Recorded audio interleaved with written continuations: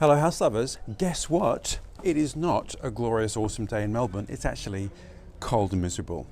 But I left you with a cliffhanger. Did I save the lavatory upstairs? Let's have a look. The cliffhanger. Who shot JR? Did Alexis Colby Carrington survive the massacre at the royal wedding? Maybe I should find a more contemporary pop culture allusion, but alas, I stopped watching broadcast television in the 80s, so that's it. But anyway, let's talk about old lavs, shall we, baby? Come and have a look at the Colonial Shield door room today. It is a chilly autumnal day, but the light's fantastic. Have a look. There's an empty spot where there was once an ensuite bathroom. No bathroom. It's a miracle, and it was fun and very satisfying. I know you might think, why is he saving that? But I am really committed to trying to reduce our waste impact as much as possible. And there is a market for secondhand lavs. Who'd have thought? Anyway, let's have a look at how I did it.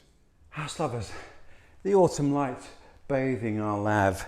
And I must say, this is a war of attrition. So what I have been able to do is take the floor tiles off right up to the lav. It is so firmly silicon down around the base that it just won't budge. So what I've realized I can do is take up all the tiles around it, take up the tiles that are underneath the lav, and then take off the tiles from below. Watch this space.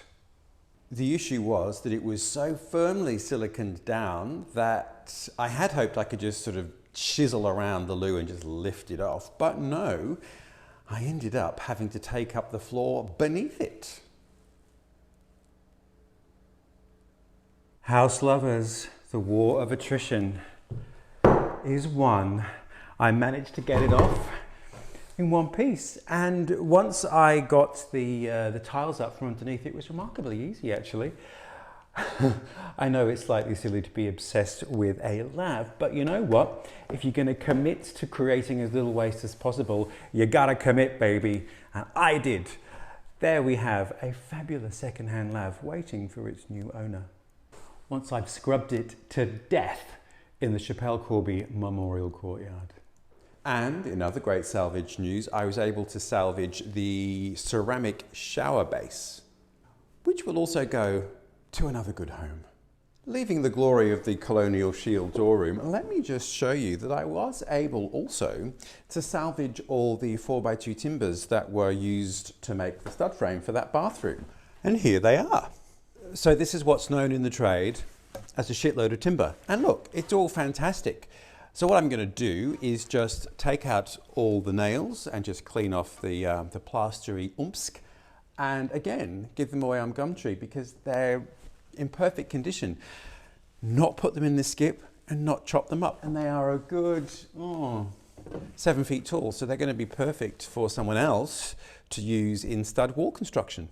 Very happy with my timber salvaging exploits. I am too. Now, in other news, it's my birthday. We're going to party like it's your birthday. In fact, it was my birthday on Tuesday. 52, can you believe it? No, you can't, because I could still play 35 in good light. But let me show you what I spent my birthday doing. Yes, pulling out staples from a floorboard, which sounds like a torture. And this is going to be the guest suite, so you can put your name on the wait list for whenever it's ready. So this room, we haven't really been in for quite a while. I'm just going to show you how fabulous the windows are, or the window here. Great light in winter, so it will be lovely when you're staying here.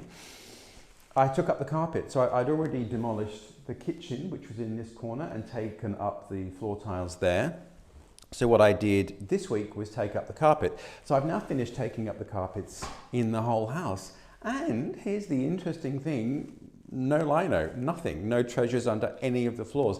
So I'm kind of happy that there was some things upstairs in the presidential suite. Anyway, the great news is all the floorboards are in really great condition, apart from one which I'll show you, because that came with a bit of a discovery. But yes, this is what I did. On my hands and knees, pulling out staples. So the thing is, to be able to restore the floorboards, you have to obviously sand them, and to be able to sand them, you have to make sure that there's nothing sticking up that's metallic, because it's going to ruin the sander.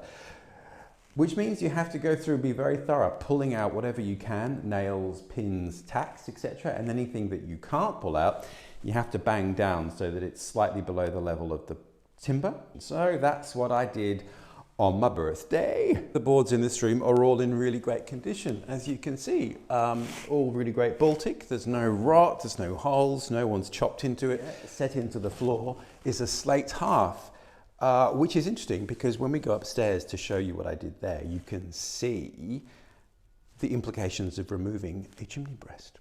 This is George's room, all cleaned up and ready for action. Floor looks great, no damage, which is brilliant. And the curtains, the pattern has faded above the line of the windowsill. So I've been talking to a textile artist and she's quite excited about doing something with these. So I'm going to wash them very well and turn it into something beautiful. Well, I won't. Hannah will, if she agrees to. Which leaves my last task in George's room, just removing those tiles where his kitchen was. Across from George's room is this room, room number 7, which we haven't really been in much. It is going to be our study. And interestingly, here you can see all this damage and replacement in the floorboards. This is where the chimney breast used to sit. This is the line of it here. And then this bit here, this is where that slate slab would have sat as the hearth. So this is something that we're going to have to replace with old Baltic. Guess who has some? Yes, Leslie Lauder and Mark Howard have been on the phone, the emergency floorboard line, and they have some old Baltic. But the good news on that front is that so far, it doesn't appear that we have a lot of boards to replace. But now, let's have a look at the mankiest of the rooms. This is the back left room.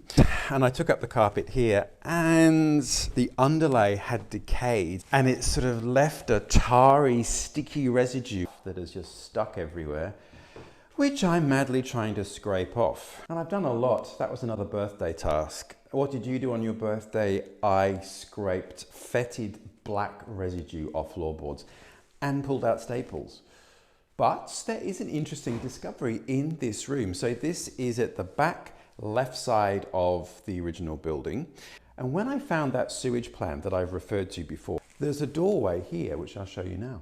When we bought the house, we just assumed that this doorway was relatively new. But when we have a closer look, you can see firstly that the moulding is all period, and secondly that the floorboards continue out into what is now a little kitchenette. And what that old sewage map showed me was that this has always been a doorway and that this space out here had always been marked as a bathroom. Perhaps this was the main bedroom of the house, which perhaps also explains why there is this spot of decay on the floor. So everywhere in the house that I've looked so far, the boards are in great condition. Just this one spot where the wood has been attacked by borers and it's quite soft and it's crumbled away. Perhaps because it was constantly damp, because of all the wet feet tramping in from the bathroom into the bedroom. Who ultimately knows? But that's my romantic notion of damp feet and floorboard rot. But this old lino. Now remember, I was going to talk to my friend who is a brilliant designer and he was going to come up with a plan for us. What he said is basically I need to take up as big a piece as I can, clean it, stick it to the white wall with good light and then shoot it in as high a res an image as possible, which he can then scan and manipulate and turn into something super cool. There we are, house lovers. I hope the last week in lockdown has been as manageable as it can be. Take care of yourselves in COVID madness still. You know you want to subscribe, you know you want to press like and leave me a message. In the meantime, take care.